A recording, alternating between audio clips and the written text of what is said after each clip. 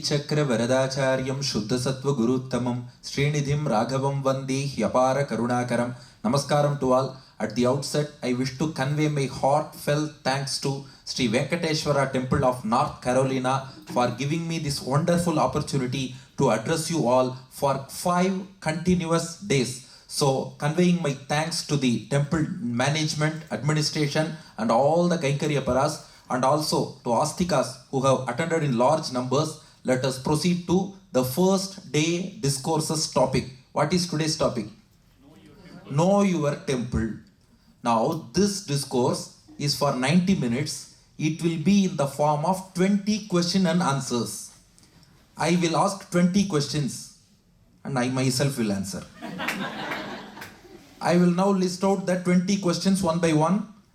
Each answer will take 4 minutes. Totally 20 into 4, 80 minutes. Last 10 minutes, you will ask questions, I will answer. Question number 1. What is the purpose of a temple? Question number 2. Why do we have a huge tower, Rajagopuram, at the entrance of a temple? Question number 3. Why should we wash our feet before entering into a temple? 4. What is the significance of flag post, Dvajastambham and Balipitham at the entrance? 5. Why should we wear traditional dress and tilak while entering into a temple? 6. Why should we not speak other things or gossips inside a temple? 7. Gossips we can avoid everywhere. 7. Why there are so many sannidhis inside a temple? Is it not enough to have one main deity in one temple? One temple, one deity. Why many deities? 7. 8. Who is Moolavar? Who is Utsavar? Who is more powerful? Moolavar or Utsavar? This is question number 8. Question number 9. Why do our gods have 2 or more wives? Question number 10. Why do gods have weapons in their hands? Are they going to fight? Question number 11. Why should we offer fruits or flowers to the Lord in the temple? 12. Why should we perform Thirumanjanam? We say holy bath or Abhishekam. Why should we perform that Thirumanjanam to the deity in temple? Number 13. Why do they give Tirtham and Shatari in temple? Number 14. How to dispose the garlands given in temple? What to do with them? We just received. Some people put it in their car or two-wheeler. What should we do with those garlands? 15. Why should we circumambulate the temple? Why should we perform Pradakshinam? 16. Why is there a Sthala Vriksha, a tree in each temple? 17. Why is there a holy pond, Pushkarini, in each temple? 18. What is Brahmotsavam? 19. What is Samprokshanam or Kumbhabhishekam? 20. The most important question. Is God limited to temples? Okay, can we proceed? Yes. All ready? Yes. Totally 20 questions. Now question number 1. What is the purpose of a temple? God resides in his eternal abode called Vaikunta, which is the spiritual universe. We are not qualified enough to go to that spiritual universe to have darshan of God and his paraphernalia. So, God comes towards us with all his retinue and paraphernalia into a system. That system is called temple. It is a replica of the spiritual abode of Bhagavan. We are unable to go up, so he comes down. He condescends to descend in order to make us ascend. He condescends to descend in order to make us ascend. We are unable to reach out to that spiritual abode. So, with that spiritual abode, Bhagavan himself descends to us. Take for example, you want to meet your friend who is abroad directly in person. You are unable to do so. Your friend will come and meet you via video call. If you are unable to get a ticket to watch a cricket match in stadium, the cricket match will come to you in the form of live streaming. Similarly, if you are unable to go to Vaikuntham, Vaikuntham will come to you in the form of a temple. So, a simple comparison or a simple example is getting darshan of Bhagavan in Vaikuntham is direct meeting. Getting darshan through temple is virtual video call meeting. Going to Vaikuntham is watching cricket match directly in stadium. Going to temple is watching it via live stream. So it is actually the same thing. But the same Lord, it is like a video call experience or a live streaming experience of the bliss of Vaikuntha. This is not exaggeration. I will give you example. You see Rajagopuram, the big tower at the entrance of temple. Vaikuntham has similar Rajagopuram. Nammalvar, in his Thiruvaimozhi, he says, Kodiyani Nedumadil Gopuram Kuruginar. There is a Gopuram at the entrance of Vaikuntham. The replica you can see in temple. Similarly, Chandogya Upanishad says, Tad Airammadiyam Saraha. There is a pond called Airammadiyam in Vaikuntham. We can see a pond, Pushkarini in every temple. Somasavanaha Tad Ashwathaha. In Vaikuntham there is a tree which is called Somasavana and a garden. You can see Stalavriksham in temple. In Vaikuntham there is a pillar called Vishaka Upastambam. A pillar. You can see Dvajastambam, the flagpole in the temple. Likewise, in Vaikuntham, Prabhu Vimitam Hiranmayam, Chandogya Upanishad says, a golden pillared hall. Prabhu Vimitam Hiranmayam, a golden hall. Tirumamani Mandapam, they say, that's the sanctum sanctorum of God in the temple. Likewise, in Vaikuntham, there are all eternal servants, Nitya Suris, serving the Lord. We can see many other sannidhis with many deities who are Nitya Suris serving the Lord. So temple is nothing but a replica of Vaikuntham where you get a video call experience or a live streaming experience of the bliss of Vaikuntha. This is the answer for question number 1. Why? What is the need for a temple? What is the purpose of a temple means we are unable to go to the abode of Bhagavan. Bhagavan comes to us along with his abode. There is a pasuram of Periyalvar. அரவத்தமிழையினோடும் அழகிய பார்க்கடலோடும் அரவிந்த பாவையும் தானும் அகம்படி வந்து புகுந்து. God doesn't come alone. He comes along with paraphernalia and his retinue, comes with his eternal abode to the place of his devotees. That's why it is a replica of Vaikuntha. You can get that similar experience by worshipping the Lord in this temple. You can ascend. He descends. Now he makes us ascend to have live darshan in Vaikuntham at the end of this birth probably. This is the answer to first question. Now coming to the second question. Why Rajagopuram at the entrance of the temple? You have already answered that. No, there is another reason. Why Rajagopuram means the main deity which is consecrated in the sanctum sanctorum of the temple. That same deity is consecrated on top of the Rajagopuram in the form of kalashas. There are metallic vessels called kalashas on the top of the Rajagopuram. The main deity who is installed or consecrated in the sanctum sanctorum is also installed on top of those kalashams. Why? Far off people, people with disabilities, old people who may not be able to travel to the temple can have darshan of that Rajagopura Kalasham.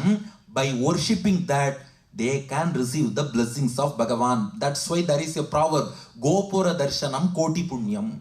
If you are unable to have darshan of the Lord within the temple, have darshan of that Gopuram. He is installed on top of that Gopuram as well. 1. There is another scientific reason. That Gopura Kalasham is metal vessel. So it is a lightning conductor. It protects the village or town from those storms, cyclones, whenever any threat of lightning, that Kalasham will protect.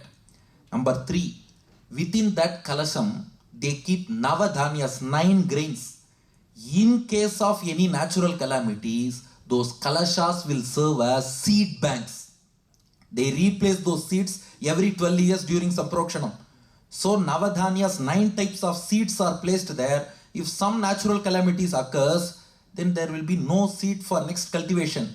That time, that Kalasha will serve as a seed bank. These are all scientific benefits. Most important spiritual benefit is God is installed or consecrated on top of that Rajagopuram. This is the purpose of Rajagopuram. That's why whenever we enter into a temple, we should first join our hands and worship that Rajagopuram and then only enter. See, our committee members, when they took me to Sri Venkateswara temple today, they told me, don't come sideways, please come via Rajagopuram, because first we have to worship our Lord in the Rajagopuram, then only we have to enter into the temple. This is the answer for question number 2. Is the train going at the right speed? Okay. Third question. why should we wash our feet before entering into the temple? Why should we wash our feet? Because it's actually a mark of respect. First things first, it is a mark of respect.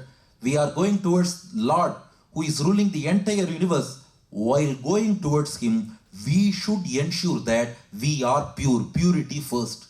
Second, symbolically or psychologically, while washing our feet, we also wash away all the evil thoughts in our minds and go to Lord with utmost purity. We are not only washing our hands and feet, symbolically we are washing away all the evil thoughts in our minds. Only if you go to the temple with pure mind, you can imbibe blessings of the Lord. You can imbibe the positive vibes which are present in the temple. You can absorb that positive energy. So our body should also be pure. Our minds should also be pure. In addition to that, when you place your foot on the floor of the temple, immediately some positive energy you can absorb from the temple. If your foot is full of dust, it will hinder the absorption of positive energy into your body. That's why when you wash your feet and it becomes devoid of dust, then you place your feet on the temple. That will help you absorb all the positive energy. At the same time, while returning from temple, you should not wash your feet, because we will wash away all positive energy and come back. So before entering the temple, wash your feet, wash your hands, go with purity, gain positive energy and come back without washing your hands and feet directly to your home. This is the answer to the third question. Now fourth question, there is a Dvajastambam, that flag post, and then a Balipeetham. We prostrate in front of that Dvajastambam. Why? In that Dvajastambam, Lord Sriman Narayana dwells in fourfold form.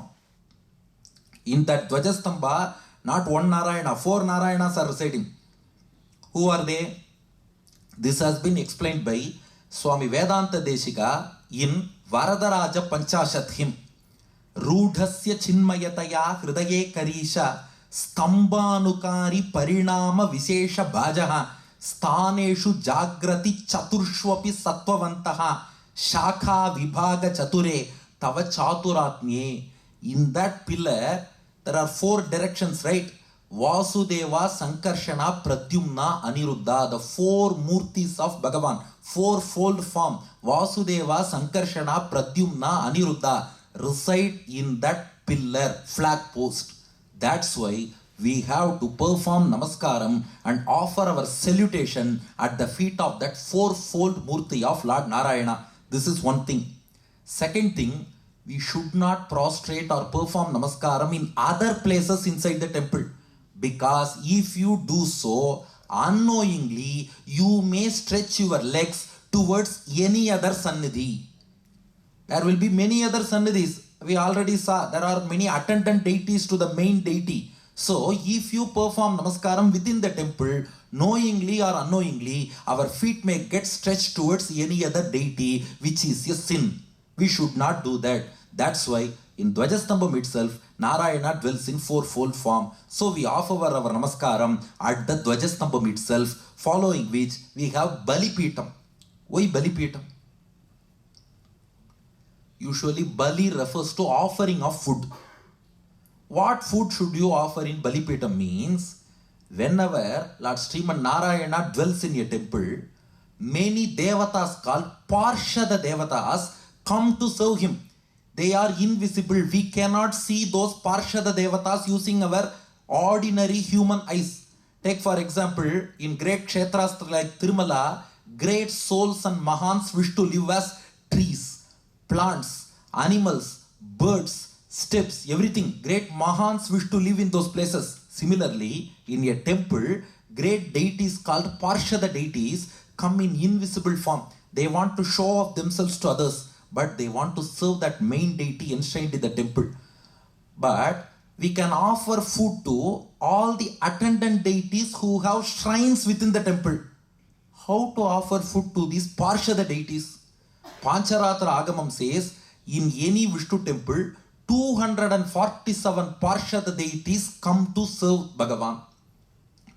To those Parshada Devatas, you have to offer some food.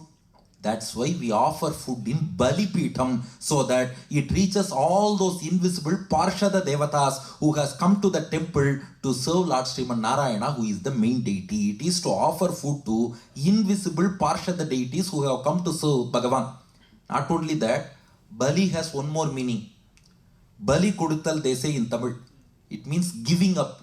At the Bali Peetham, you have to give up your ego.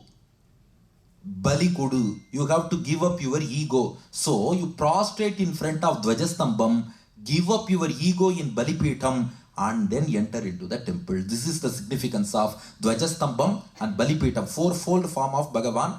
During Utsavams, the flag of Garuda will be hoisted on that Dvajastambam. Every day, Bali Peetham, food is offered to invisible devatas who are serving Bhagavan. Fourth question, answer over. Now, fifth question. This is a very, very important question. I have devotion at heart. God looks at our heart only. He doesn't look at our external appearance. Why should I wear traditional dress and tilak when going to a temple? Does God expect any uniform? Devotion at heart is enough, right? Why should I wear external marks? What is the significance? Any answers? Especially youngsters?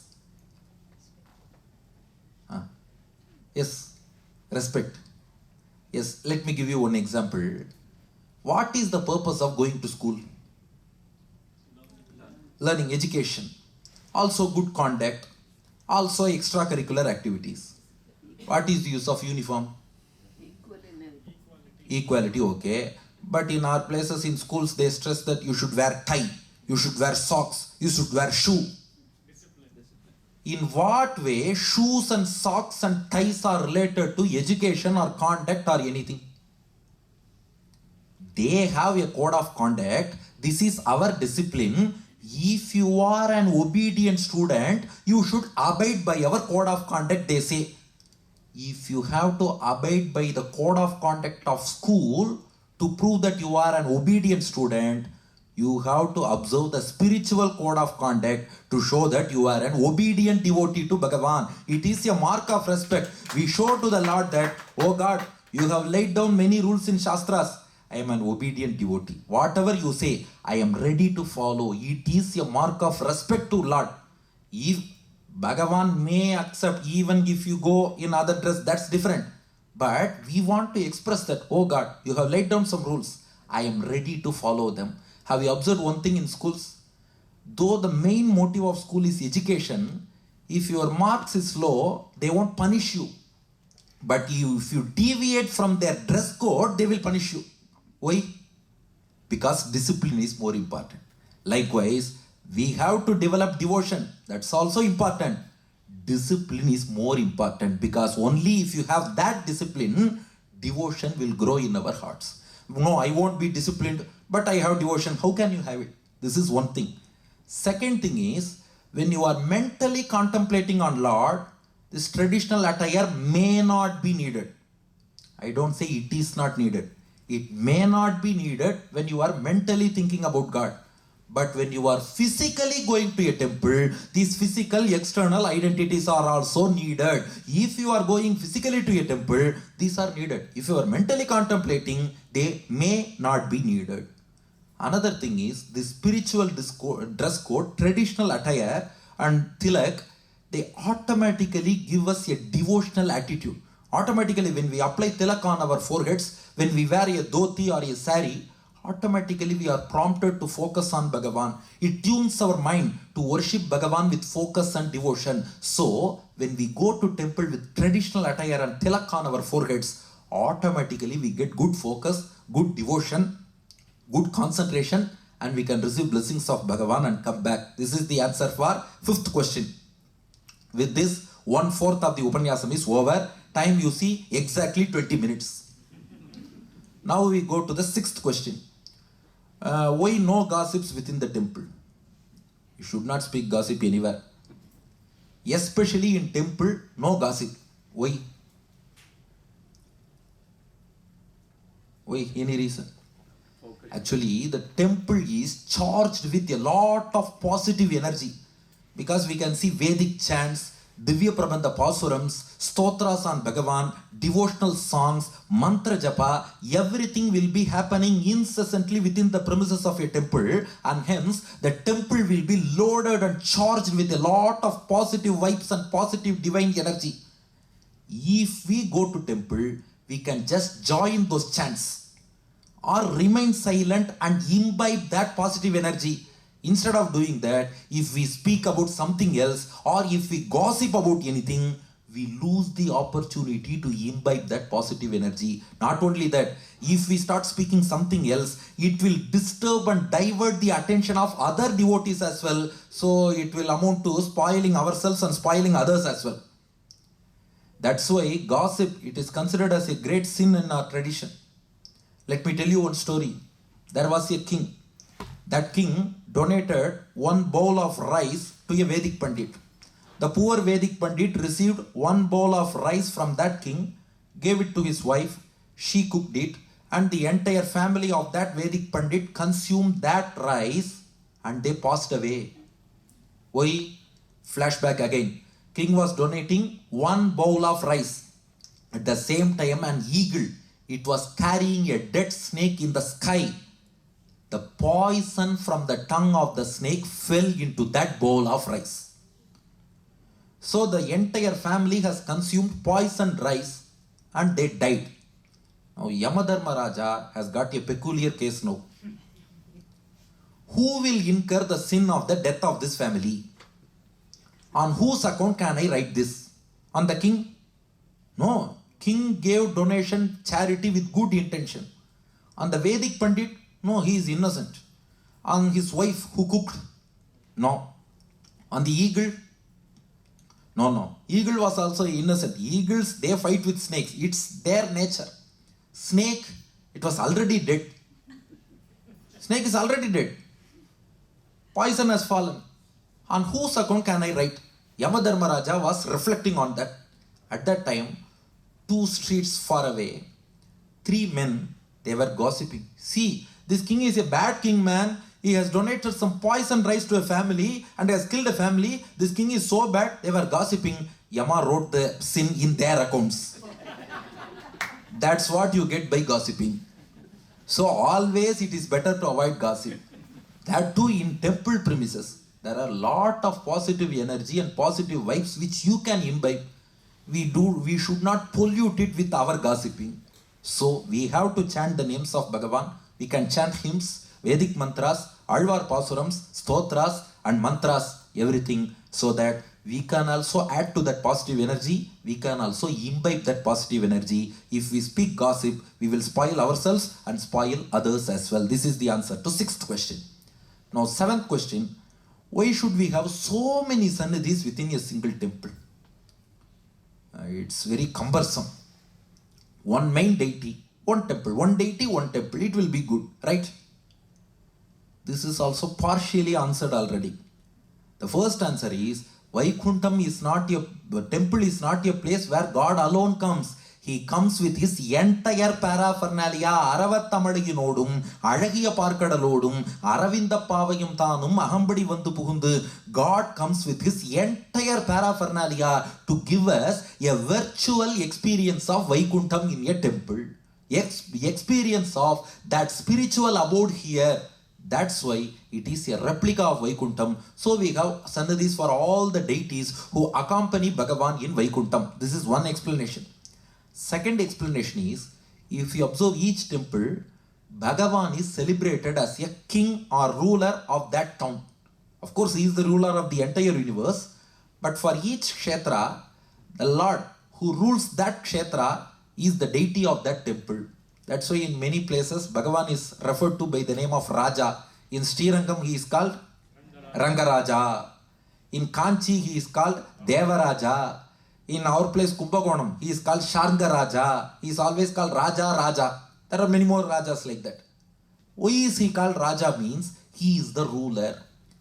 Have you seen a Raja, a king, residing alone in his palace? No. He will be accompanied by a queen.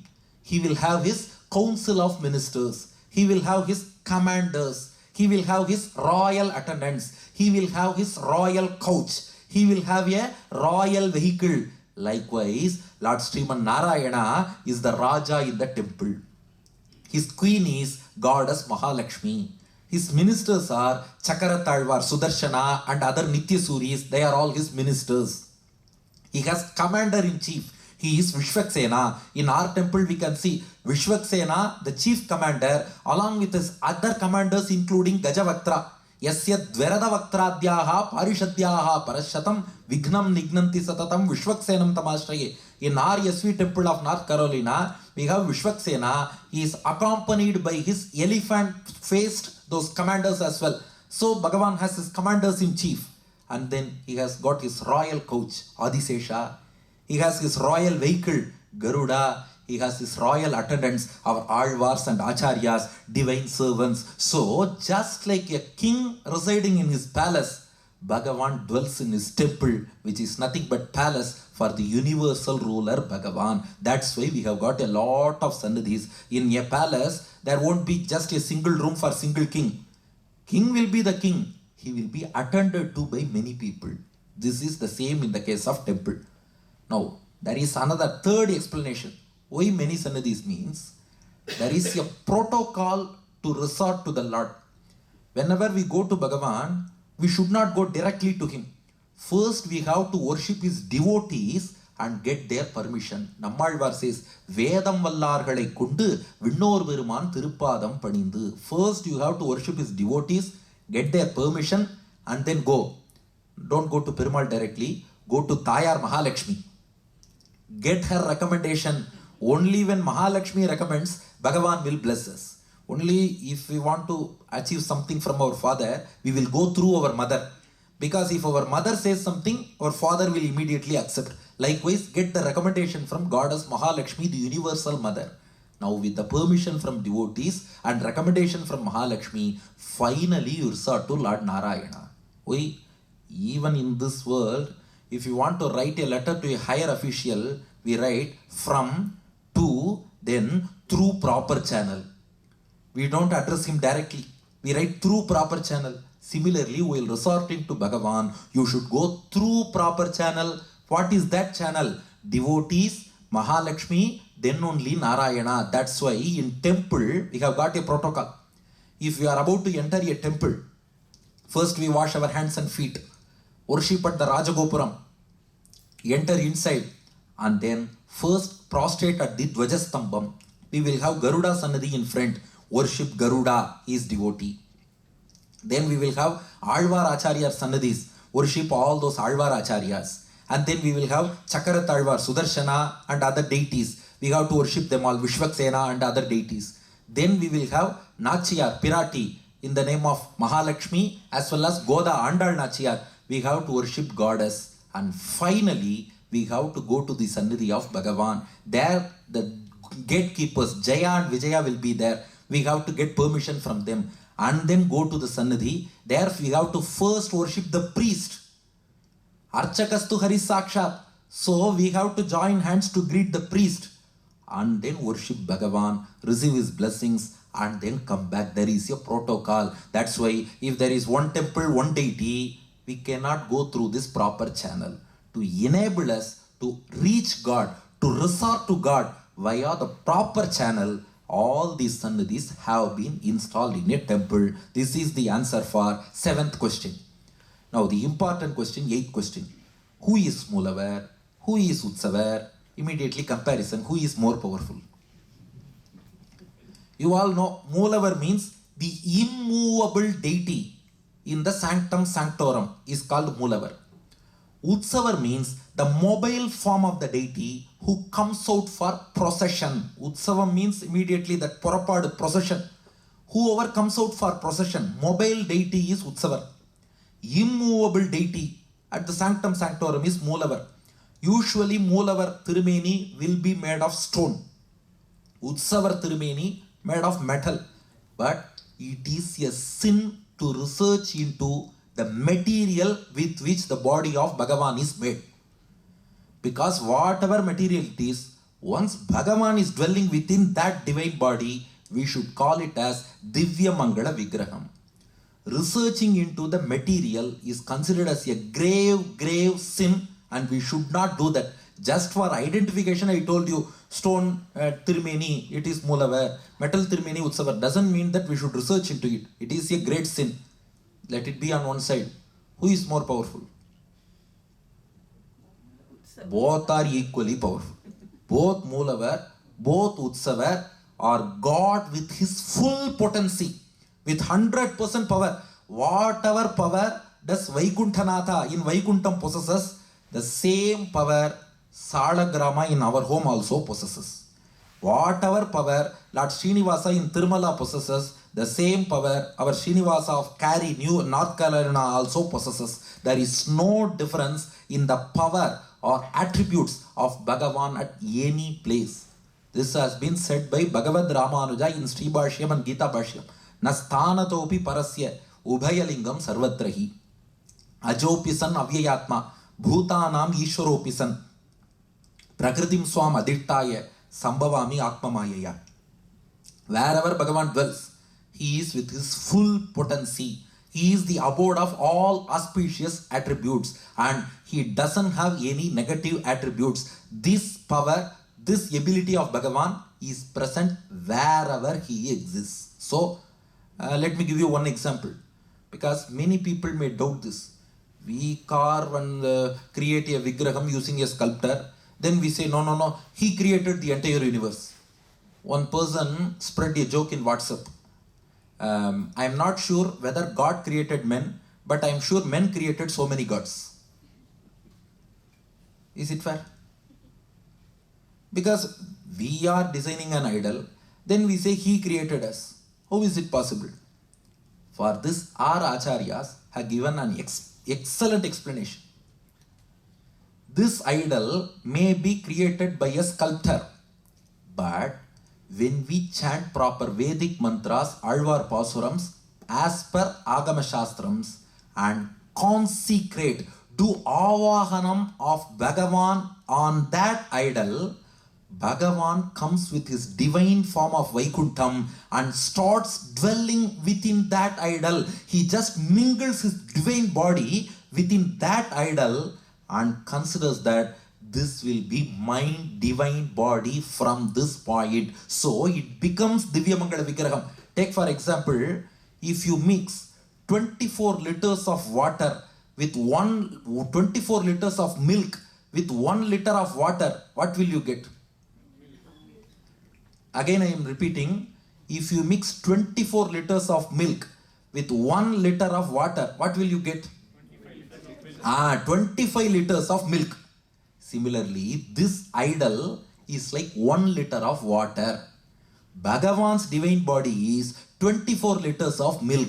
Once you perform Samprokshanam, consecration, that mingles with this 24 liter milk, mingles with 1 liter water. Therefore, 25 liter milk alone remains. Bhagavan's divine body alone remains. Then the idol will not be there. So both Mulavar and Utsavar are definitely Bhagavan himself. We need not have an iota of doubt regarding this. This is the answer to the 8th question. Now coming to the 9th question. Why do all our gods have 2 or more wives?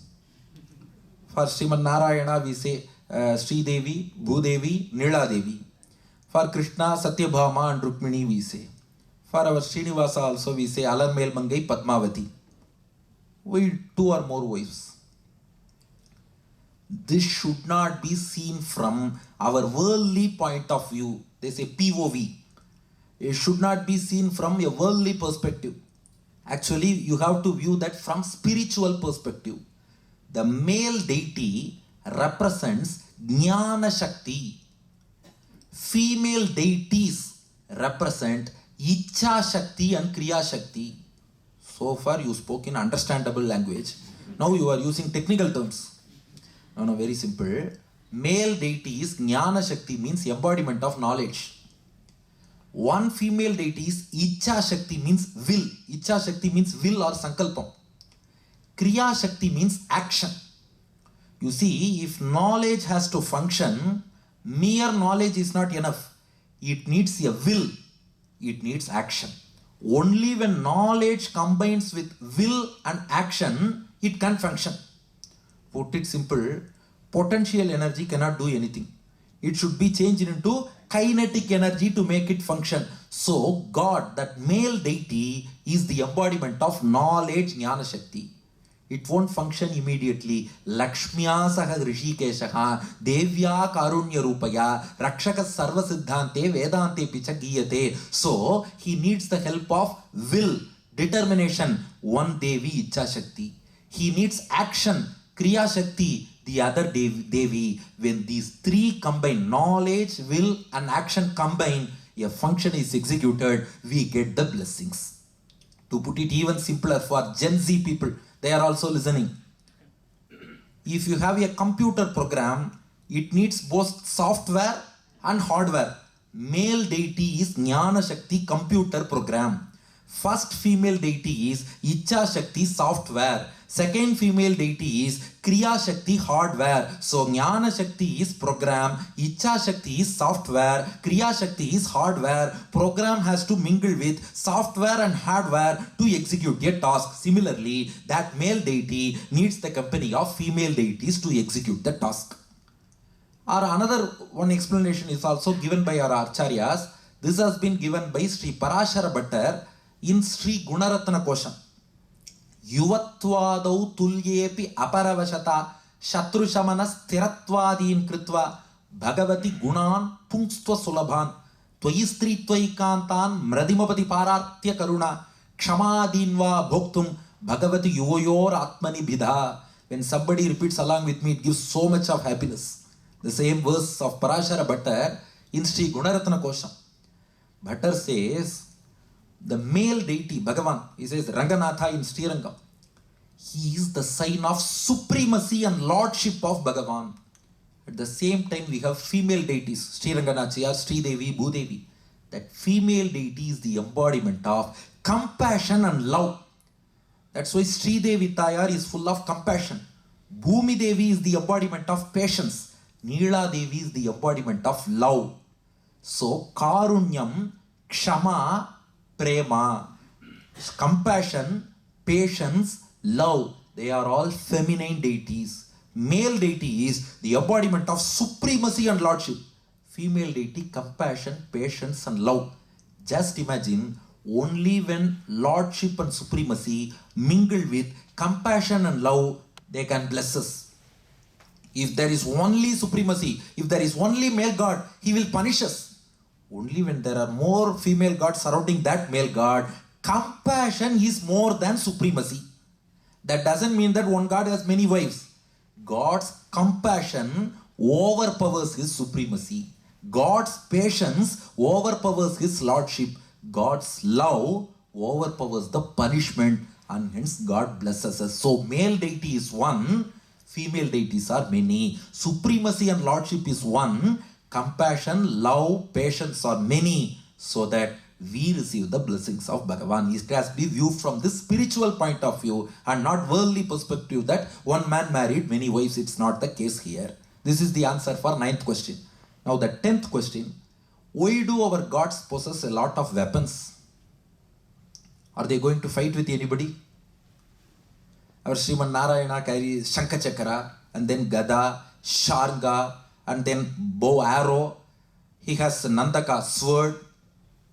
Why all these weapons? Even Rama, he is considered as a very soft person. Always he carries bow and arrow. The reason is, one, this is given by Parashara Bhattar in Sri Rangarajastavam. Patu pranata rakshayam vilambam asahanyiva sada panchayudhim bibrat sana Sri Ranganayakaha. He wants to show us that I am always ready to help you, O my devotee. If I place this Shankha and Chakra on the floor, it will take me a couple of seconds to pick it and then save you. No, I will carry them in my hands itself, so that whenever my devotee calls for help, I am immediately ready to respond within a second. So, he is all the way carrying those divine weapons to reassure that I am there to help you. The moment you call me, immediately I will come. This is reason number 1. Reason number 2, Bhagavan doesn't need the assistance of weapons to help us. He can do it by his divine will, sankalpam itself. Then why these weapons means, only if he carries them, we will believe that he can save us. Otherwise, we won't believe. No, he is not carrying any weapons. How can this person save me? We are always doubting everything. So we will have doubt on Bhagavan himself. Only if a person wears stethoscope, we will believe that he is a doctor. If he doesn't wear stethoscope, we won't accept him as a doctor. Even if you go to a doctor, you tell him all your complaints, he examines you, he gives you the right medicine, still, if he doesn't auscultate you with a stethoscope, you won't accept him as a doctor at all. Similarly, Bhagavan himself has to show, you see, I have got all these divine weapons, I am capable of protecting you, don't worry. Sugriva, he didn't believe Rama. Sugriva said, Rama, how can you kill Vali? I cannot believe this. Now Rama has to prove Sugriva. He kicked the dead body of a demon named Dundubi, and then he pierced 7 trees with his arrow. Then only Sugriva believed in Rama. Similarly, to make us believe that Bhagavan will save us, he is carrying, see, I have got weapons, I will protect you. This is reason number 2. 1, he is ever ready. 2, he instills confidence. 3, he conveys that I will wage war against your internal enemies and destroy them. Anger, lust, ego, whatever internal enemies we have got, kama, krodha, lobha, moha, mada, matsarya, ahankara, mamakara. We have that ahankara, I-ness. We have got so much of ego. We have got so much of attachment to worldly things. We have got greed. We have got jealousy. We have got anger, lust. All those internal enemies I can destroy with these weapons. He is giving reassurance. Number 4. Only from the demon's point of view, they are weapons. From devotees' point of view, they are ornaments. Shankha Chakra are not weapons in the hands of Bhagavan. They are ornaments.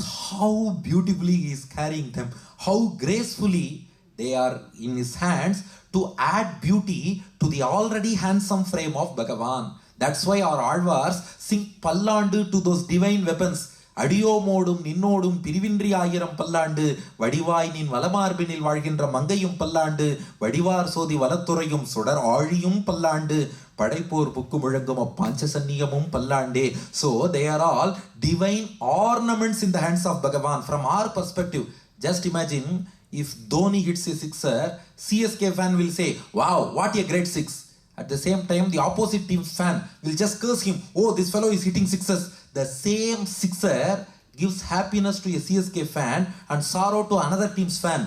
The same Shankha Chakra appear as ornament to devotees and Ayudha, weapon to demons. So, these Shankha and Chakra, they are nothing but ornaments in the hands of Bhagavan to add beauty to him.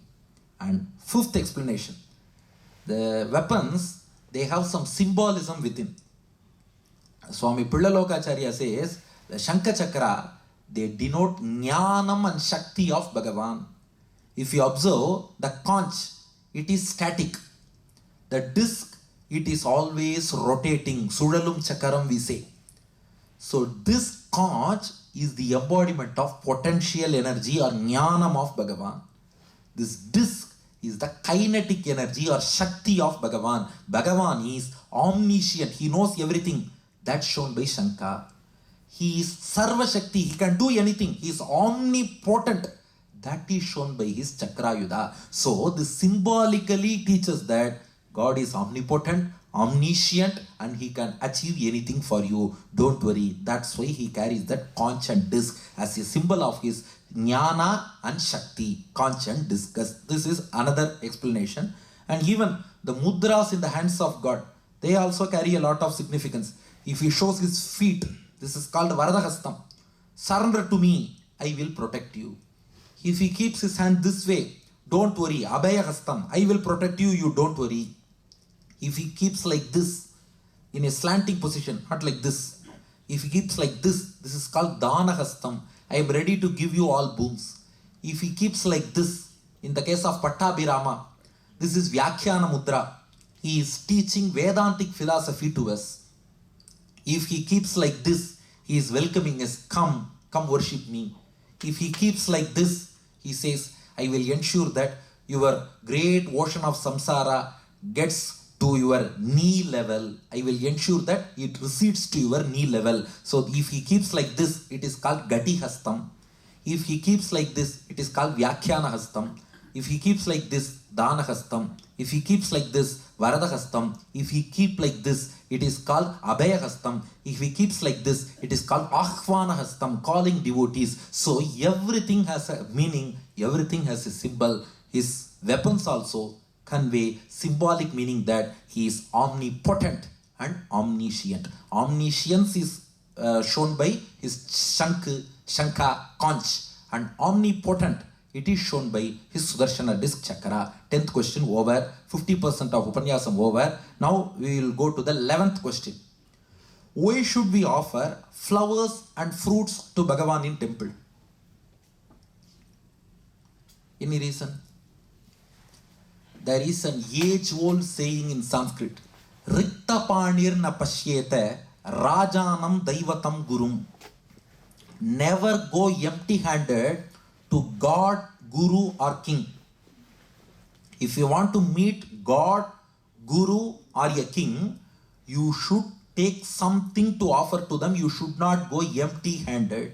Similarly for children also, we should not go empty-handed. That's why we give chocolate or biscuit, or at least in India a 500 rupees note they will insert into the fingers of the child, because we should not go empty-handed to meet a child. Similarly, when going to God, we should not go empty-handed. Then what can we take? Bhagavan himself has said in Bhagavad Gita. Bhagavad Gita we will see in detail in the ensuing 4 days. In the 9th chapter, 26th verse. Patram pushpam phalam toyam yome bhaktya prayachati tadaham bhaktyupakritam ashnami prayatatmanaha. Ramanuja explains, patram, a leaf, or pushpam, or a flower, phalam, or a fruit, toyam, or water. Whatever is possible for you. It can be a leaf, a tulasi leaf, or it can be a flower like a lotus or a rose or any flower, jasmine, or fruit. It might be apple or any other fruit, or even banana, or water. If you can't offer anything, just offer water. I don't have water, what to do? Because these days we have to give money and buy even drinking water. We are all so great to buy drinking water by paying money. I don't have even water to offer to Bhagavan. What can I do? You offer your tears as water. You have got the tears. Whatever you have, because devotion is more important than the object which you offer. The object is less important. Devotion is more important. So, when going to Bhagavan, we have to offer something. For that, our acharyas have preferred flowers and fruits among patram, pushpam, phalam, toyam. Pushpam, phalam. Why means flowers have fragrance. That fragrant flowers, when offered to God, especially in the form of garland, they create a divine ambience. See the scent and fragrance of flower garlands, floral garlands around God, that gives you a divine ambience to focus on Him and convey your devotion. Not only that, flower, offering a fragrant flower to another person symbolizes offering of love or offering your heart itself. If you want to offer your heart with love to a person, you can offer a fragrant flower. That's why in these days, if they want to convey that I love you from the bottom of my heart, they will give you a flower first and then convey that. Because in our Shastras, our heart is symbolized as a flower. Our heart is like a lotus bud. It is like a flower. So if you offer a flower to Bhagavan, it means that you are offering your heart with love to Bhagavan. That's why we offer flowers. Similarly, fruit. Why should you offer fruit?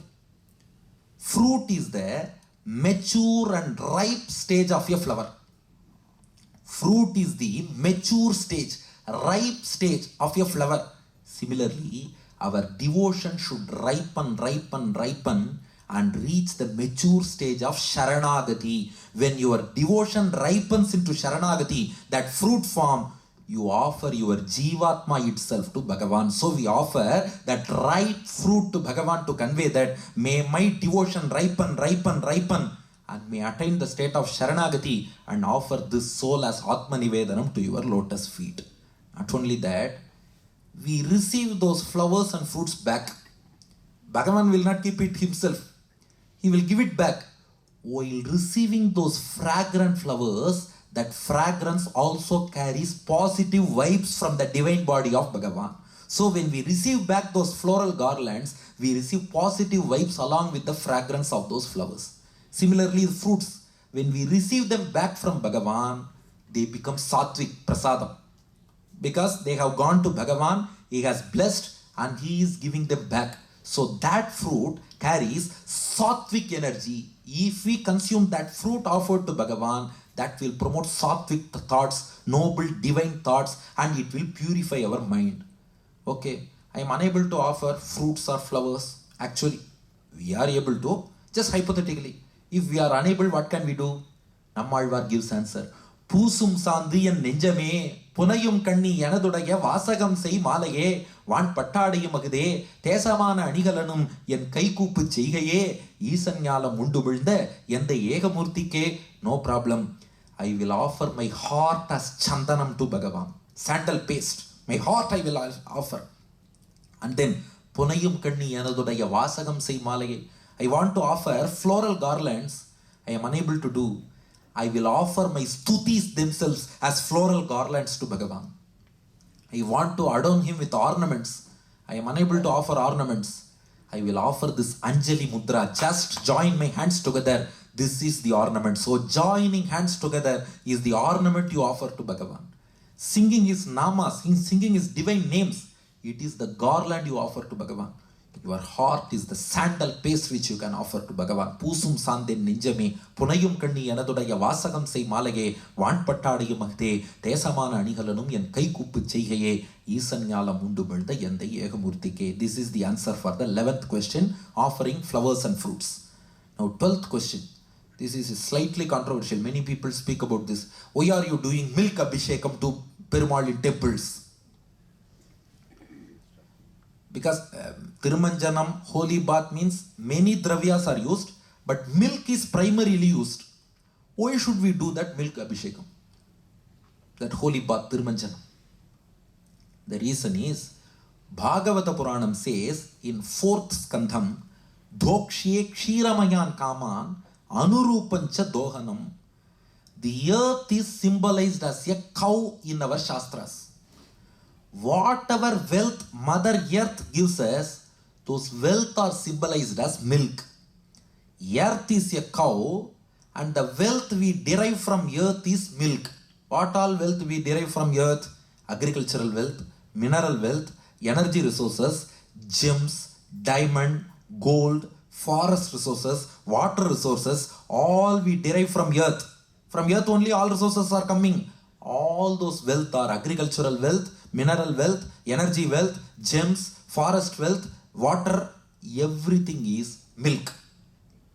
By doing milk abhishekam to Bhagavan, what we convey is, oh Bhagavan, you have given us all this wealth in the form of milk. As a form of thanksgiving, we offer you Tirumanjanam with milk itself. So it means that we offer whatever is available in this earth to Bhagavan himself. Milk is the embodiment of all the wealth in this universe. If you perform Tirumanjanam with cow's milk, we convey that we are wishing to do Tirumanjanam to you by offering the wealth of the entire universe unto you. Or in other words, it's a form of thanksgiving. You gave all this wealth from the cow called earth in the form of milk, all this wealth. As thanksgiving, we do a Tirumanjanam to you with milk. This is one explanation. Second explanation is, from a devotee's perspective, seeing the Lord, observe that holy bath in various ways with various dravyas, it gives a great spiritual bliss and excitement to that devotee. That devotional bliss is the second reason. Third reason is, milk is the embodiment of unadulterated pure wisdom. Milk is pure white. That's why whenever anything is white, we give milk as example. Milk like white. So milk is the embodiment of pure knowledge, unadulterated spiritual wisdom. What is the best dravya with which you can do abhishekam to Lord means your knowledge, wisdom. So symbolically we offer milk in Thirumajanam to Bhagavan to show that we are offering unadulterated wisdom as offering unto you. This has been sung by Thirumangai Alvar. என்னுடை நெஞ்சமென்னும் அன்பினால் ஞான நீர் கொண்டு ஆட்டுவன் அடியனேனே. ஞான நீர். ஞான நீர் means wisdom itself is the dravya. We perform Thirumajanam with that. All these are symbolized by milk. So on one hand, we offer the entire wealth of the universe in the form of milk to Bhagavan. On the other hand, unadulterated spiritual wisdom in the form of milk to Bhagavan. More than everything, it gives great spiritual bliss to the devotees to have darshan of that Thirumajanam with various dravyams. So this is the answer for the 12th question. Coming to the 13th question. Why do they give Tirtham and Shatari in a temple? First, what is Tirtham? In Sanskrit, Tirtham means one that is pure and also capable of purifying. Pure purifier is called Tirtham. Pure purifier. Pure, it is pure. Purifier, it can purify us. It is called Tirtham. The holy water which is offered to Bhagavan during daily puja and then collected in a vessel, that is called Tirtham. That Tirtham is offered to us in 3 sips. Why 3 sips means there is a pramana verse in Agama Shastram, Prathamam Deha Shuddhyartham, Dvitiyam Atma Shuddhikam, Tritiyam Moksha Siddhyartham, Tirtha Prashana Lakshanam. The first sip purifies your body. Second sip purifies your soul. Third sip ensures that you attain liberation. First sip is for bodily purification. Second sip is for internal soul's purification. Third sip is for attaining moksham. That's why we have 3 sips. Scientifically, that tirtham given in temple, it has tulasi and many more ingredients. They all have medicinal values. Not only that, they are stored in silver or bronze containers. Tulasi water stored in silver or bronze container give you long life and good health as well. Of course, scientific benefit is secondary. Primary is spiritual benefit. Similarly, Shatari. Why Shatari? Shatari is the sandal, Paduka of Bhagavan. Nammalvar's name is Shatari. Nammalvar himself, Shatakopa, recites as Shatari at the lotus feet of Bhagavan. The priest keeping that Shatari on our head means Bhagavan places his Padukas, lotus feet on our heads. Why means, you all know about Vamana Avatara. He measured the entire universe. While measuring the universe, that Vamana Murti who grew as Trivikrama placed his feet on the heads of each one of us. Did we exist that time? Yes, we were in the form of plants, trees, grass, insects, like that. Bhagavan saw all of us. Oh, they are devoid of knowledge. They are yet to attain maturity. Let me perform a treatment for all these people. How? By placing feet on our heads. He placed his feet on all our heads. We were all in the forms of insects, ants, reptiles, grass, plants, trees. He placed his feet, as a result of which, step by step, we attain knowledge, attain maturity, step by step. Now we have got this human birth and we are speaking about Bhagavan. We have attained this stage because of the treatment which was given by Bhagavan in that period when he measured the entire universe. So, Swami Alavandar, the great Acharya Yamunacharya, he pleads with Bhagavan, oh Bhagavan, you placed your feet on my head once. I have attained this human birth. But that one placement is not enough. You have to place your feet on my head again. Then only I can attain wisdom. Kada punash shankar rathanga kalpaka dvajara vindankusha vajralanchanam trivikramatva charanambujadvayam madiya murdhanam alankarishyati. Can you please do a repeat mode? Again, can you place your feet on my head? Okay, says Bhagavan, whenever you visit my temple, I will place my feet on your head so that you will receive my blessings, more and more wisdom, more and more devotion. That's why whenever we visit temple, Archaka keeps that Shatari on our head so that Lord's feet and our heads come into contact with each other. That brings us wisdom due to the blessings of Lord. Periyalvar's Pasuram, பருப்பதத்து கயல் பொறித்த பாண்டியர் குலபதி போல் திருப்பொலிந்த சேவடியின் சென்னியின் மேல் பொறித்தாய் மறுப்புசித்தாய் மல்லடர்த்தாய் என்றென்றும் வாசகமே உருப்பொலிந்த நாவினேனை உனக்குறித்தாக்கினையே. So this is Tirtham and Shatari. 13th question over. 1 hour is also over. 14th question. How to dispose the garlands which are given to us in temple? Let us divide it into 2 parts. First, anyway, we have to receive those garlands with utmost respect because they carry the positive vibes, divine energy and blessings of Bhagavan. Just split it into 2 parts. If the garlands are given in your hands, you can bring it home and adorn your home deities with those garlands for a day. So if it is given in hand, you can offer it to your home deity.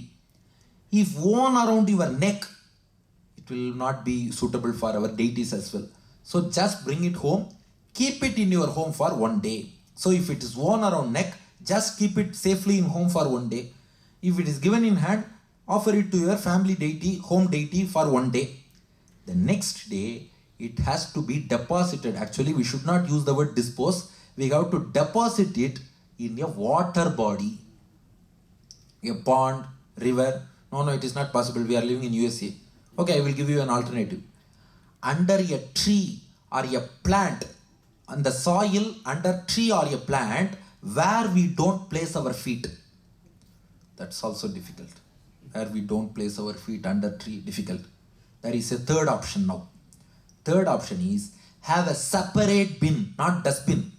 Have a separate bin for those garlands, and while placing the garlands in that bin, we have to meditate on holy rivers, Punya Nadis. Meditating on Punya Nadis and contemplating that I am depositing this garland into Punya Nadi, you deposit it into a bin. This is the way to deposit the garland received from temple. This is the answer for 14th question. 15th question. Why should we do Pradakshinam? Why should we do Pradakshinam? Okay, what is Pradakshinam? Pradakshinam means circumambulation in the clockwise direction. Why should we not do it in anti-clockwise direction? There are a lot of questions here. In Sanskrit, Vama means left, Dakshina means right. Vama means left, Dakshina means right. Usually the right part of our body is considered more sacred than the left part. That's why while entering home, we use our right foot. While doing something or puja, we use our right hand because right part is considered more holy and sacred than the left part. At the same time, if you are going to fight against the enemy, there you have to place your left foot first. This is given in our Shastras, and somebody has informed army people as well. That's why we're doing march past, they say left, right, left. Not right, left, left, right, left, left, right, left, they go. So right is considered auspicious and sacred. Therefore, when we come across any respectable person, not only God, elderly person, a scholarly person, a devotee, respectable person, jnani, vidwan, we should ensure that we offer our right part of the body to them. We should not show the left part of our body to them. So what we should do is, we should keep left and ensure that they pass by the right side of our body. That is Pradakshinam. Dakshinam means right. Pradakshinam means offering right side. To be simple, Indian traffic rules, keep left. That is Pradakshinam. You keep left, offer right side to the person coming in front of you. If you keep right, he will go across your left side. If you keep left, he will pass by your right side. Ensure that all respectable persons pass by your right side and not by your left side. This is called Pradakshinam. You need not circumambulate. Literally speaking, Pradakshinam means not circumambulation. Pradakshinam means offering right side to a respectable person is called Pradakshinam. Dakshina is right. Offer right side. Now coming to a temple. The Lord is in the center, in the sanctum sanctorum. How to offer right side of your body to the Lord means, If you circumambulate the temple in the clockwise direction, just imagine throughout the course of circumambulation, your right side will be facing Bhagavan. That is called Pradakshina. Throughout the course of circumambulation, just imagine mentally our SV temple of NC, just if we do a Pradakshinam, throughout the course of Pradakshinam, our right side will be facing Lord Venkateswara. Offering right side is called Pradakshinam. Right side is more receptive to positive vibrations and divine energies.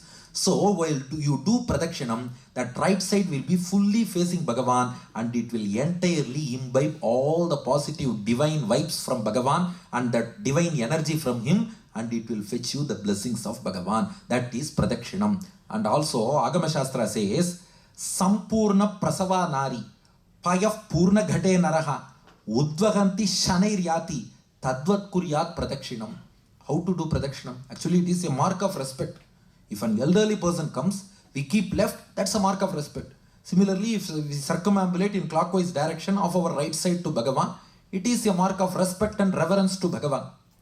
How you should do is, 2 examples.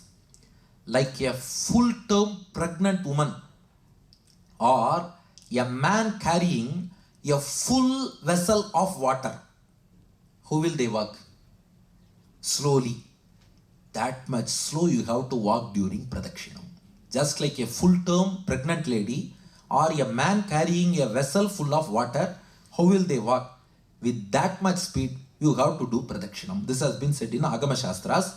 And since our right side, scientifically right side is more receptive to vibes, it will receive. Not only that, in temples you can see there will be gardens. There will be a lot of trees which have medicinal values. If you perform this Pradakshinam, you can inhale a lot of fresh oxygen and it will give you good cardiovascular and respiratory health as well. This is additional scientific benefit. So 15th question over. Now 16th question. Why is there a Sthala Vriksham, a tree in every temple? What's the reason? Why is Sthala Vriksham? Any answer? One scientific answer already given. Oxygen. The main purpose of Sthala Vriksham is, it is there in Agama Shastra. We perform holy bath, Tirumanjanam or Abhishekam to Bhagavan. The water from Abhishekam should not be stepped on by people. So that water is channelized towards a tree called Sthala Vriksham.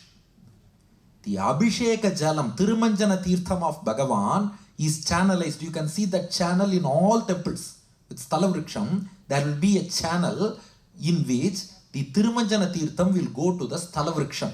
And Agama says, the growth of the Sthala Vriksham is directly proportional to the divine power Sannidhyam of the deity.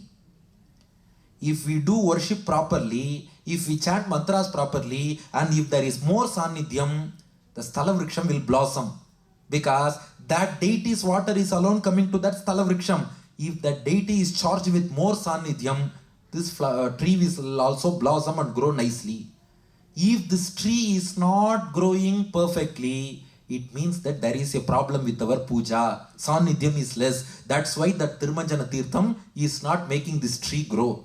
So the main purpose of Sthala Vriksham is channelizing the Tirumanjana Tirtham towards it. Another thing, research has been conducted regarding this, and they find that it is an excellent way of plant conservation. Many rare species of plants are there in the form of Sthala Vrikshams. Not only that, Tulasi, Bilva, they all possess medicinal properties as well. So this Sthala Vriksham is one form of maintaining environmental health as well as plant conservation. This is answer for question number 16. Now question number 17. Why is there a pond in each temple? We say Pushkarini. The first reason is we need a source of fresh water for performing pujas and holy bath for Bhagavan. So we need a fresh water source, that is pond. Number 2, they conduct Tirthavari. Tirthavari means God will have holy dip in that pond. To conduct that Utsavam Tirthavari, we need a pond. Number 3, after the Lord observes Tirthavari, holy dip, we can also have a holy dip in that pond if we have holy dip in holy ponds. it will remove all our sins. Because Punya Tirtha, it gives us Punyam, removes all our papams. So it removes all our sins, purifies our body, mind and soul. Number 4, it was the ancient method of rainwater harvesting. Because if there is no pond, all rainwater will go to sea. Only when there are ponds nearby all temples, whenever rains come, rainwater will get collected in those ponds. So it is one form of rainwater harvesting as well. So a freshwater source for pujas, tirthavari, to remove our sins, as well as rainwater harvesting. 18th question. What is Brahmotsavam? In many temples, even in our temple, we say Brahmotsavam. I saw that poster. We have got next many Vahanams, procession in Vahanam. Why Brahmotsavam? Why Vahanams? All are animal Vahanam, no human Vahanam. Utsavam means, Pancharatra Agama says, Utsava means anything which gives Utsaham to the Lord is called Utsavam. Utsaham is enthusiasm, Josh, Yantu. If some Utsavam comes, Bhagavan will become Kushi, devotees will also become Kushi, Yantu, Josh. That which gives enthusiasm to Bhagavan and devotees, Kutuhalam, is called Utsavam. Brahma means great, big. Brahmotsavam means big Utsavam. There will be many Utsavams throughout the year. Kalyana Utsavam, Annakuta Utsavam, everything will be there. But the full big Utsavam of the year, that is called Brahmotsavam. Some Shastra says it is conducted by Brahma himself. So it is called Brahmotsavam. The four-faced Brahma conducts it. So it is a big Utsavam. Why is this Brahmotsavam conducted means? God observes procession in various Vahanams throughout the course of Brahmotsavam, be it a 9-day Utsavam. Every day God comes out in procession. Why? My Pracharya Ashugavi Villur Srinidhi Swami says the reason, Yah kale kalikala dosha kalusha vitishcha tastastata tatrastangsha naran drishacha gatibihi sampavayan sadaram sancharam vitanoti sayam apicha pratascha madhyandine tasmai hanta daya ghanaya mahate Sri Shargadhamne namaha. Many people may not be able to come to temple to have darshan of Lord. They may have health issues. They may have some disabilities. Some people, they say, we are leading mechanical life, we are very busy, we cannot come to temple. Those kind of people are also there. Oh, Bhagavan, out of his sheer compassion, he says, no problem. If you are unable to come to my place, I will come to your place. So he observes procession, comes in front of each and every home and blesses us right in front of our own homes. But we are more intelligent. We will lock our homes and sit inside watching TV. Bhagavan will not leave us. He will come on television also. No, we are watching mobile phone. He will come on mobile phone. Our SV Temple management will send you 10 photos on WhatsApp group. See, today's procession photos.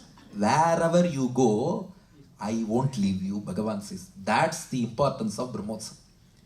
Not only that, during Brahmotsavam, Bhagavan will be full of enthusiasm. So whatever prarthanas, whatever prayers you have, if you place them at his feet during Brahmotsavam, all your prayers will be instantly answered. Beyond that, this is one important question. Why all Vahanams are animal Vahanams? Garuda Vahanam, bird, eagle, Hanumanta Vahanam, monkey, Vanara, Sesha Vahanam, snake, Kudara Vahanam, horse we have got. Similarly, Yana Vahanam, we have got elephant. Why no human? No, this is a subtle message conveyed by Acharyas to us. They show us, see, animals with 5 senses are serving Bhagavan. You are proclaiming yourself as human, possessing 6th sense. Why are you not discharging service to Bhagavan? Come and serve him. So, this is an indirect message to us. See how animals are rendering service to Bhagavan. They have entirely devoted themselves to the service of Bhagavan. But we have devoted ourselves to always watching TV, enjoying worldly pleasures, tiffin at the morning, tea, and then TV. 3 teas are enough for our life, we think. No, you please come to Bhagavan. So this message is conveyed through those Brahmotsavam when Bhagavan comes in various Vahanams. This is part 18. Now, the 19th question. I think I am keeping up time correctly. 19th question. What is Samprokshanam or Kumbhabhishekam? Actually, Kumbhabhishekam means pouring of water. Samprokshanam means sprinkling of water. In Perumal Vishnu temples, we do Samprokshanam, sprinkling of water on the Kalasham in the Rajagopuram. So it is called Samprokshanam, not Kumbhabhishekam. It is not pouring, it is sprinkling. What is Samprokshanam means? Usually, there is no time limit, but usually every 12 years, we have to renovate the temple. We have to fix the damages to the wall, roof, floor, everything. We have to perform renovation and then bring the divine energy from the deity in Sanctum Sanctorum, protect it in Yagashala, perform pujas in different phases, chant Vedic mantras, Agama Vakyas and Alvar Pasurams. Finally, reinstate that energy back into the deity. By sprinkling water on top of that Gopuram, Vimanam, everything, we reinstate it back into the deity. So, a spiritual renovation of the temple is called Samprokshanam. It can be done every 12 years for convenience sake because these repairs or problems are bound to happen every 12 years. So, if we perform that every 12 years, that will ensure that the temple has its energy, sanctity, everything intact. That's the purpose of Samprokshanam. And if we do any form of small service in Samprokshanam, that gives you the benefit of performing 1000 Ashwamedha Yagams. If you just have darshan of a Samprokshanam, it gives you the benefit of performing 1 Ashwamedha Yagam. Darshan, 1 Ashwamedha Yagam. A small service, 1000 Ashwamedha Yagas. So having darshan of Samprokshanam and serving during Samprokshanam are considered very, very, very, very auspicious. Now coming to the final question, 20th question. Is God limited to temples? Yes, no? No means why should I go to temple? I can worship him at home itself. The answer is, there is a verse in Purana. Agnau tishtati vipranam sarvatra samadarshinam pratimaso aprabuddhanam hridayeshu eva yoginam. Bhagavan is everywhere, but jnanis can perceive that Bhagavan is everywhere. We, normal people, layman, cannot do that. Bhagavan is there in Agni. Great Vedic scholars understand that Bhagavan is in Agni, but laymen, we cannot do so. Bhagavan is in our hearts. Yogis can have darshan of him and meditate on him, but we are laymen, we are unable to do that. Out of sheer mercy, to bless even a layman with an effective and easy, simple method to interact with him, God takes an incarnation called Archavataram. The deity in temple is not just a symbol to remind you of God. It is God himself. Ramanuja says Archa Avataram, just like he came as Rama, Krishna, Narasimha to bless us and protect us. He has come as Lord Ranganatha, Lord Srinivasa, Lord Varadaraja, Lord Shangapani, Lord Narayur Nambi, Lord Uppiliyappan, Lord Kalladakar. He has come to protect us. So, that form in temple is actually Bhagavan's incarnation. But out of sheer mercy, he has taken that form to give the layman a simple and effective method to worship him. To put it in simpler terms, a person was traveling in a car. The car tire got punctured. It needed to be filled with air. His friend told him, air is everywhere, take it. Air is everywhere, right? Accepted? Okay, fill the tire.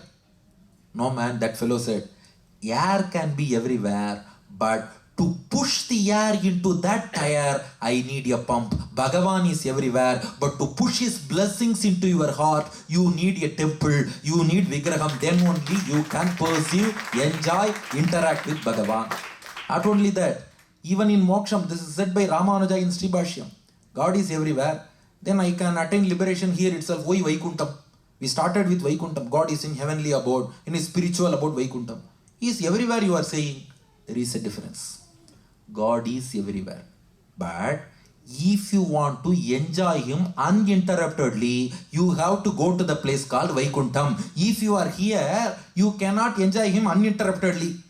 Even if you want to enjoy Upanyasam, you can see some child's noise in between. Some person will open the door, come inside, go outside. That will cause hindrance. As long as we are here, you cannot enjoy Bhagavan uninterruptedly. For uninterrupted enjoyment, we need Nitya Vibhuti. That is Vaikuntham. There, to accept service, devotional service, Kainkaryam from us, he shows up with his divine body. Here, in order to bless us, in order to interact with us, he shows up with divine body. He can be everywhere. He is all pervading. But he has the compassion as well as power to take divine bodies at will. So he takes divine body Archavataram here to accept us. He has a divine body in Vaikuntham to receive our service. So this temple worship is the way. Okay? Then in that case, I can worship Bhagavan from my home itself. Does he come to our home? Yes, very much yes. We have got a lot of images in our home, idol forms, salagramas. But temple worship is of course very much essential, because at your homes, you can worship Bhagavan individually. But when you come to temple, you can join a congregation of devotees, satsangam. That's possible only in a temple. That satsangam alone will increase our devotion, wisdom, everything. That satsangam is possible in temple only. Second thing, if you go to a temple, before you, many great souls, alvars, acharyas, saints, rishis, even great devotees amidst us, they would have visited that temple. They would have been standing on that place for a long time, enjoying the attributes of the Lord. If you go and stand in that place for a few minutes, you can receive those divine vibrations and blessings of those great souls, which is possible only in temple and not at home. That's why temple system is always important. And at home, you can enjoy Bhagavan. But if you want to have a replica of Vaikuntham, whatever you are going to see, and in Moksha, they say trailer, right? Before releasing a main picture, they will give you a trailer. Similarly, before enjoying Vaikuntham, the main picture, temple experience gives you a trailer. At the end of this birth, by the grace of Acharya, you are going to attain Vaikuntham. What kind of Vaikuntham? You see temple as the trailer. So every day when entering into a temple, we should realize that we are actually entering into Vaikuntham. When interacting with the Archavatara Lord in temple, we have to realize that we are having video call darshan or live streaming darshan of Vaikunthanatha himself. That we have to realize. This is point number 20. With that, before concluding and opening up for the question answer session, I will submit my verse which Swami announced. He has composed a verse on our Cary, North Carolina, Lord Venkatesha. So my verse on this Lord, first shlokam, Vaidyamimamsikam Karim Purim Dritva Shriyapadihi Samsaraushadhamimamsam Kurvangs Tatra Virajate. This place Cary is known for biomedical research. Many doctors are coming here and researching about medicines. But the greatest doctor is Lord Venkatesha only. He is called Vaidyo Narayano Harihi, Maruthuvanai Nindra Mamani Vandan, because our disease of samsara, worldly existence, it cannot be cured by allopathy, homeopathy, naturopathy. It can be cured by Venkatachalapathy only. So he is the greatest doctor.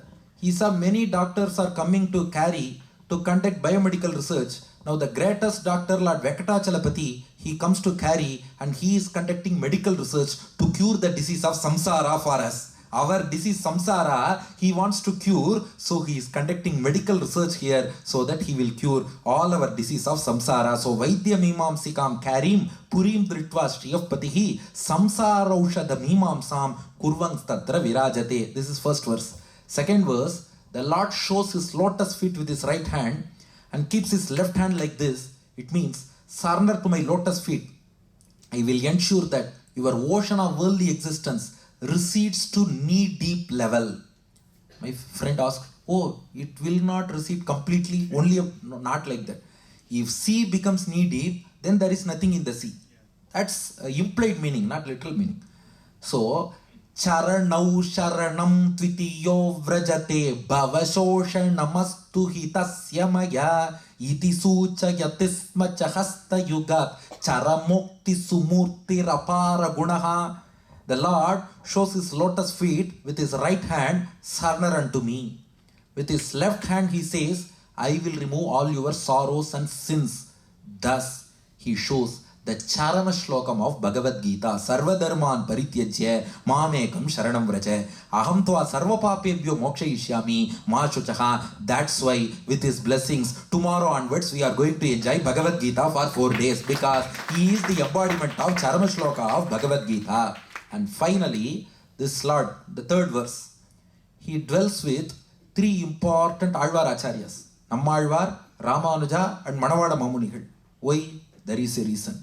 Vedartha Bodhaka Guru Shatakopa Surihi Vedanta Deepa Sadrisho Yatiraja Surihi Tasyaparavatarano Manavada Yogi Omkara Rupa Sadrisha Yugapatla Santi. It means Alvar, Nammalvar is there with Perumal, and then Ramanuja Udayavar is there, Manavada Mamunigal is there. I repeat, Alvar is there, Udayavar is there, Mamunigal is there. Alvar A, Udayavar U, Mamuni Ma. A, U, Ma. If you join together, it becomes Pranavam. So, Bhagavan wants to teach you the essence of Pranavam, Omkaram. Omkaram is split as A, U, Ma. For A, he has kept Alvar by his side. For U, he has kept Udayavar Ramanujar by his side. For Ma, he has kept Manavada Mamunigal by his side. With these 3 great souls, he is teaching us the meaning of Pranavam, which says this Jivatma is the eternal servant belonging to Bhagavan. To teach Pranavartham and to teach Charama Shlokartham, this Lord is conducting biomedical research to cure samsaram in this research place called Kari. With all your permission, I offer these 3 verses to the lotus feet of our Lord and conclude this discourse so that you can ask your questions, whatever it is. Thank you. What is Pavitrotsam? Sorry. What is Pavitrotsam and Pavitrotsam means, Pavitra means purifying.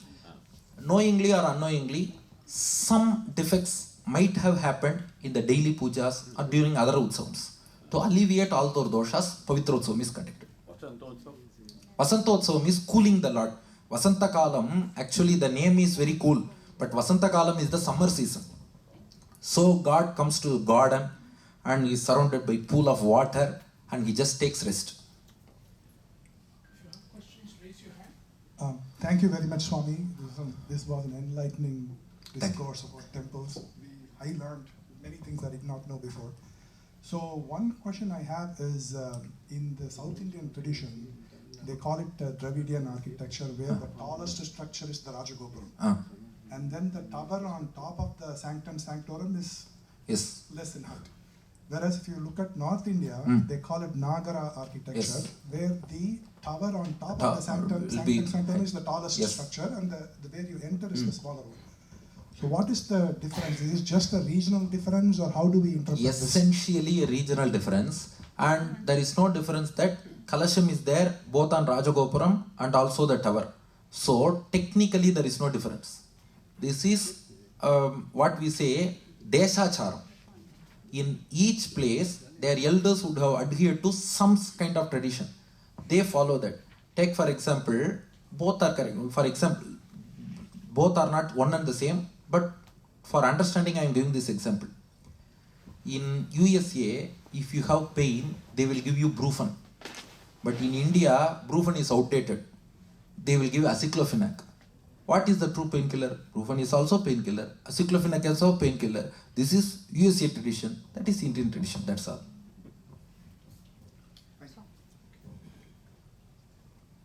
Swami, it was. We are all very blessed to, hear the everyday questions, but very significant ones. Thank you so much. Thank you.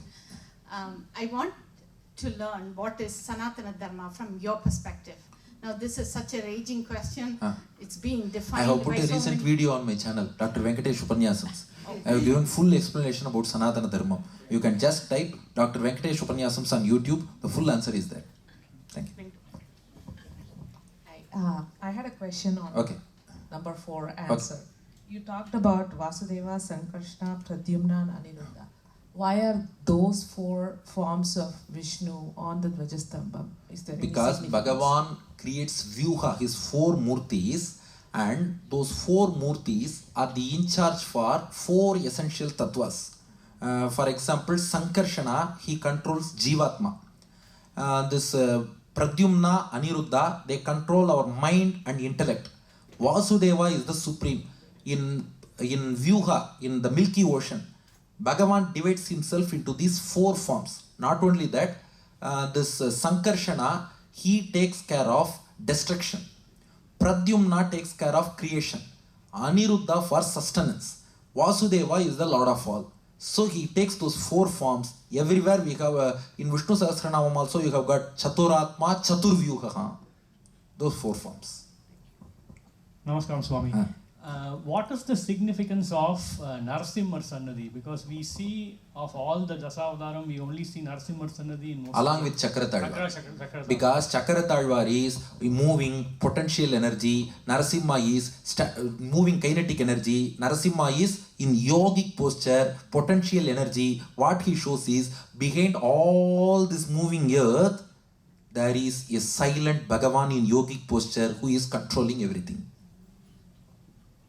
Narasimha is silent, Chakratalvar is rotating. Earth is moving, Bhagavan is silent. Thank you, Swaman. It was a very wonderful upanyasam. My question is related to the Sthala Vriksham and the Pushkaranis, both together. Do each temples, we have different temples across Tamil Nadu. For example, Tiruvul or Tiruvallur, Anga, you have salt and vellam. A jaggery, if you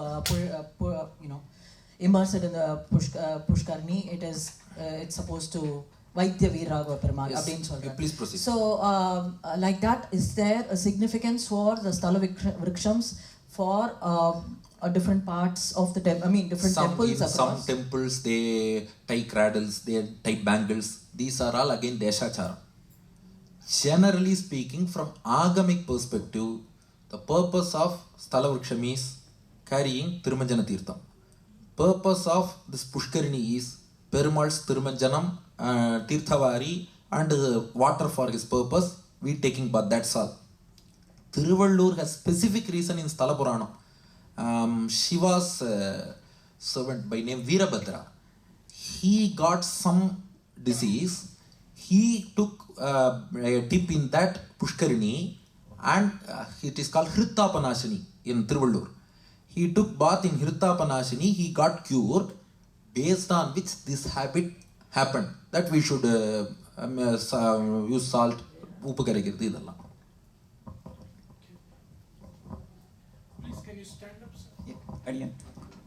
So you talked about in the Gopuram, the top of the Gopuram, the Kalasham that represents the Moolavtaram as well. But when we do Namaskaram, we do it in the Garuda Stambham, which is after the Gopuram. So should we be doing the Namaskaram even before the Gopuram? Otherwise our feet will be... No. Only, no, your feet will not point towards Rajagopuram.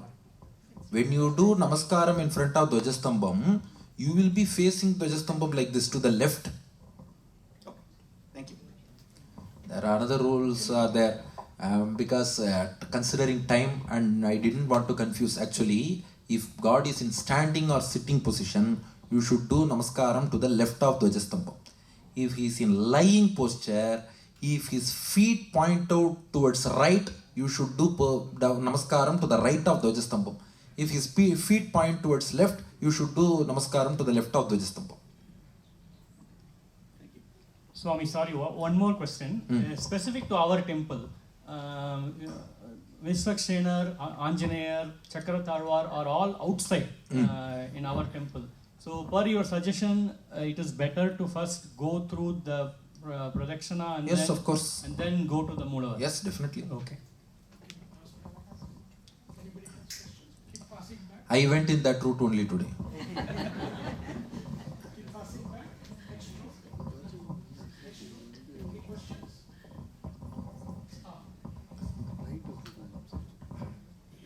Swami, you talked about what to do with flowers, garlands, right? So we have a problem where every year we get calendars with the Perumal Puram. It keeps accumulating and gifts, return gift, Navaratri. So what to do with the... You give it as return gift to another person. Actually, that's the practical solution. Practical.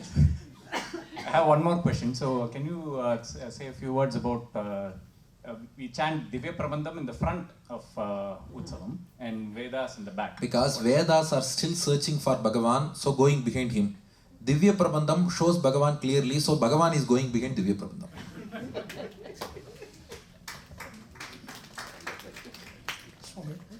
Thanks for coming here. So I have a question outside of this realm. I'm reading an RNM now.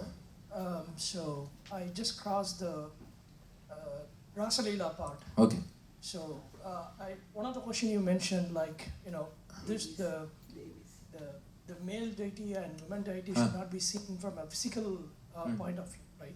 So what is the significance of the Rasa Leela?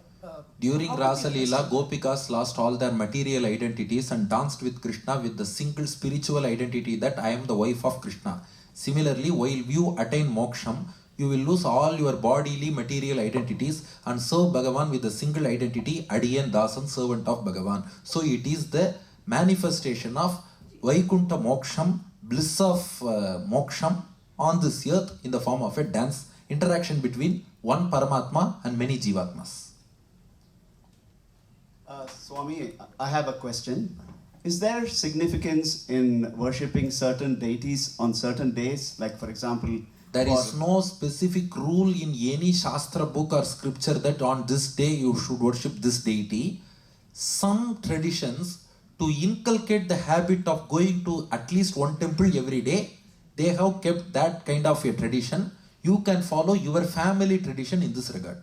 But there is, in power-wise, it doesn't matter whether you... Your family tradition matters. Okay, thank you.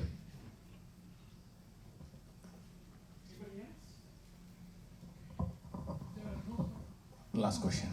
So, any specific, while going to temple, we always are asked to tie our hair in a certain way or keep our hair in a certain way. What is the reason? And your hair should not fall on the temple premises. The cleanliness, basically. And kudumi.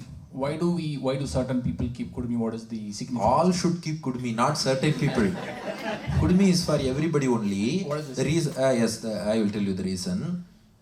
First thing, this kudumi, actually this is the mark of a grihastha. If you are entering into kutumbam, this is the mark, identification mark. So it is called kutumbi.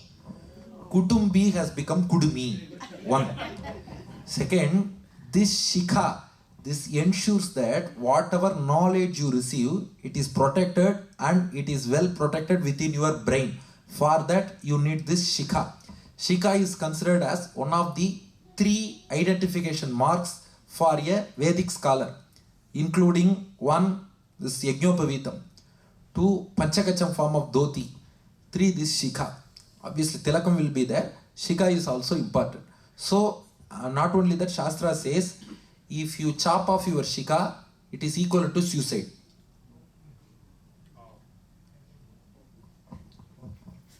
Namaskaram ji. How many times we should do pradakshinam before entering the main deity? Usually, pradakshinam, some Shastras, actually in Sri Vaishnava Sampradayam, there is not any restriction you should do this much, that much. But in other traditions, they have got some counts. 1 time for this deity, twice for this deity, thrice for this deity. Other Sampradayas have. You can follow your family tradition in this regard. Thank you. Swami, is there an order of worshipping? Is there an order of worshipping Narasimha and Chakratarvar in our temple? So, is there like an order to worship? First, obviously, you will go to Chakratarvar and then come back to Narasimha. Yes. Narasimha is behind, Chakratarvar is in front. Okay, thank you. Just wanted to confirm. Okay.